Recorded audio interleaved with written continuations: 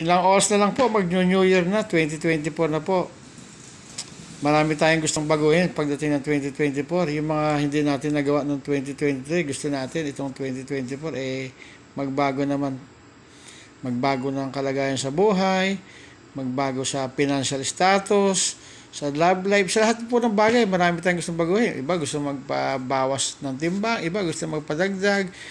Itong 2024 na darating, marami tayong mga gustong maabot dahil noong 2023, hindi natin natupad. Sa financial na pangangailangan naman po, ano po yung mga gusto nating maabot? Gusto natin magkaroon ng financial freedom na kahit pa paano po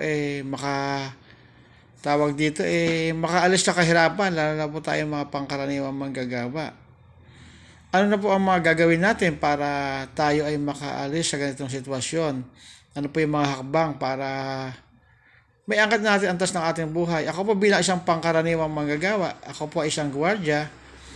Pero po, nitong 2023, mayroon po akong mga ginawang paraan para po magbago yung takbo ng buhay ko.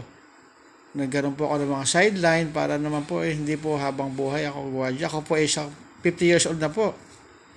Gusto ko po mga 52, 53, mag-retiro na po sa paggagwardya. Pero mayroon po akong mga ginawang paraan para po ma-achieve ko po yung goal na to. At yan po ay ibabahagi ko sa inyo sa mga susunod na episode.